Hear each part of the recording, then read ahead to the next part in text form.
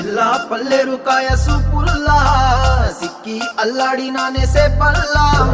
పసిడి పచ్చాని అరసే తుల్లా ధర పోస్తా ప్రాణాలు తానే అడగాల సీతా